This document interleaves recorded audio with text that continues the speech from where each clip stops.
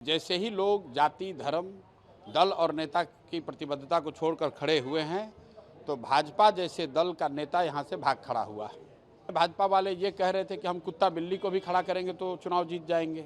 बांकीपुर की जनता उनके जो मंसूबे हैं वो पहचान रही है और इस बार उन्हें सबक सिखाने का काम करेगी। बांकीपुर उपचुनाव में भी लगातार रोज एक नए खुलासे, एक नए नाम आने से पूरा उपचुनाव चर्चा में बना हुआ है, जबकि इस उपचुनाव से कोई फर्क नहीं पड़ना। जो बहुमत है वो बहुत बड़ा है, लेकिन ये सिंबॉलिक चुनाव बना दिया है। पीके ने, प्रशांत किशोर ने बांकीपुर सीट से चुनाव लड़ने का ऐलान कर दिया। अभिषेक उर्फ बंटी को टिकट दिया जाता है बीजेपी से। ये सीट क्यों इंपॉर्टेंट है, आप सबको पता है कि बीजेपी के नए राष्ट्रीय अध्यक्ष नितिन नवीन के अध्यक्ष बनने के बाद खाली हुई थी, क्योंकि वो राज्यसभा चले गए और इस सीट पर अब चुनाव हो रहा है जो 30 जुलाई को होना है। लेकिन सबसे पहले पीके जब प्रशांत किशोर जन स्वराज पार्टी से चुनाव लड़ने का ऐलान करते हैं सबसे पहले, तब से इस सीट उपचुनाव में ये सबसे हॉट सीट कि जो सब लोग कह रहे थे कि प्रशांत किशोर का करियर खत्म है, अब ये नहीं, अब वो दिखाई नहीं देंगे, तो उन्होंने कहा इस सीट से मैं चुनाव लड़ने जा रहा हूं, जिसको साथ देना हो साथ दे, जो नहीं देना हो अब मैं बदलाव की राजनीति के लिए वोट मांगूंगा बांकीपुर की जनता से, पटना की सीट से। भी राजद ने रेखा गुप्ता पे दांव खेला, जो पिछली बार ही मतलब आम चुनाव के समय 25 में इसी सीट से उम्मीदवार थी, हार गई। तीसरी बड़ी बात, अब कांग्रेस ने अभी तक खुल के साथ नहीं दिया है रेखा गुप्ता का, तो कहे महागठबंधन वहां बचा हुआ है कि नहीं बचा हुआ है, इस पर भी अभी बादल है।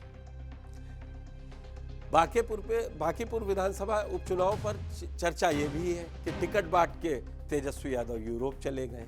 अब जवाब देना पड़ रहा है रेखा गुप्ता को, राजद प्रत्याशी को, कि भाई वो क्यों चले गए हैं, वो आएंगे चुनाव में कि नहीं आएंगे। आपने देखा होगा कि उन्होंने जो रिप्लेस भी किया तो उसी जाति से किया।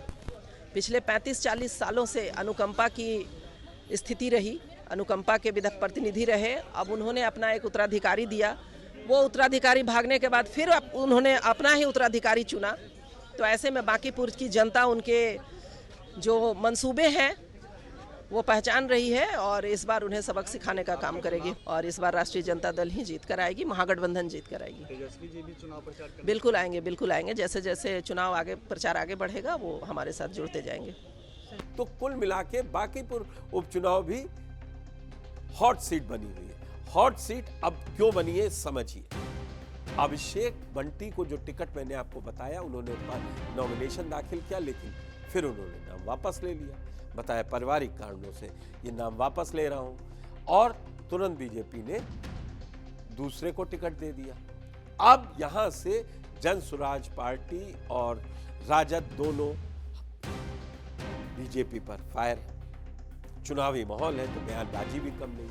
बोले कि डर गए चुनाव, राजद के नेता कह रहे हैं कि वो तो जब चुनाव का टिकट नहीं बांट पा रहे हैं तो वो सेवा क्या करेंगे, वो लड़ क्या पाएंगे, वो लड़ाई से बाहर है। प्रशांत किशोर कह रहे हैं कि खेल दूसरा। सुनिए पहले वो क्या कह रहे हैं। बस इतना ही कहेंगे कि ये लोकतंत्र की ताकत है और बांकीपुर की जनता ने दिखाया है और वो खुद से अनुभव भी कर रहे हैं कि जैसे ही लोग जाति, धर्म, दल और नेता की प्रतिबद्धता को छोड़कर खड़े हुए हैं, तो भाजपा जैसे दल का नेता यहाँ से भाग खड़ा हुआ और उस क्षेत्र से भाग खड़ा हुआ जिसको कल तक भाजपा का किला बताया जा रहा था, जिसके बारे में भाजपा वाले ये कह रहे थे कि हम कुत्ता बिल्ली को भी खड़ा करेंगे तो चुनाव जीत जाएंगे। आज वहाँ उनके प्रत्याशी उनको नहीं मिल पा रहे, प्रत्याशी भाग रहे हैं। तो ये कोई प्रशांत किशोर की जन स्वराज की ताकत नहीं है, क्योंकि हम लोग का तो कोई यहाँ संगठन नहीं है।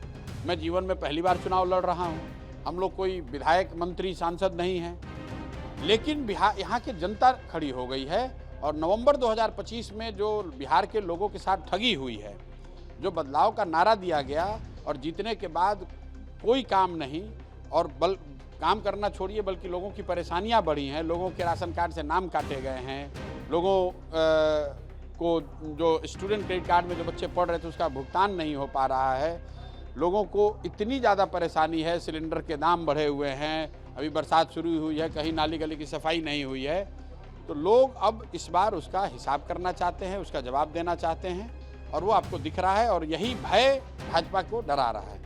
तो प्रशांत किशोर का ये बयान आपने सुना। अब वो ये भी कह रहे हैं कि वो चुनाव में ऐसे कैंडिडेट को बीजेपी उतार दिया जिसका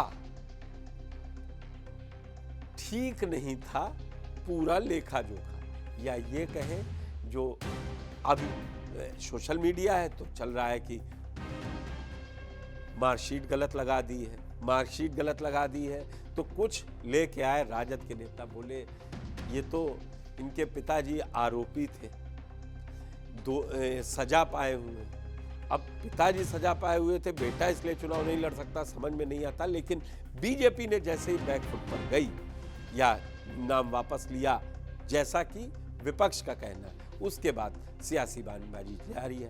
लेकिन आंकड़ों पर नजर डालें, 1995 से 2025 तक 40 साल से इस सीट से बीजेपी छोटे मोटे मार्जिन से नहीं, बड़े मार्जिन से और क्लियर कट विनर बन के आए। तो प्रशांत किशोर जनसुराज से आए जरूर है।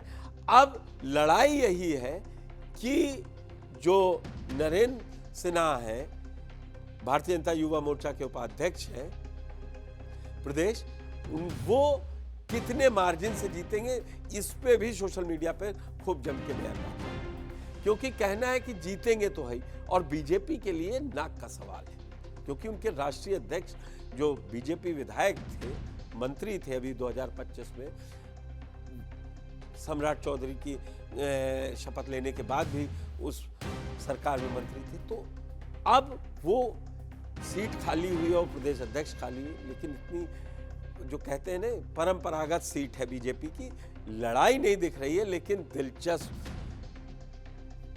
लड़ाई बनाए हुए हैं इसको प्रशांत किशोर और राजद कमेटी, वोट पाने से नहीं, बयानबाजी से कि अरे ये तो ये हो गया, दागी को दे रहे थे वोट, को टिकट दे रहे थे, इनके पास टिकट नहीं है। लेकिन 30 जुलाई को वोट पड़ेंगे और 3 अगस्त को जब सारा वोट गिना जाएगा तो मालूम पड़ जाएगा कौन जीता कौन हारा। लेकिन तब तक आप ये मानिए बांकीपुर सीट उपचुनाव पर ये बयानबाजियां चलती रहेंगी, आरोप प्रत्यारोप चलते रहेंगे। आपको ये वीडियो कैसा लगा हमें कमेंट बॉक्स में जरूर बताएं। धन्यवाद।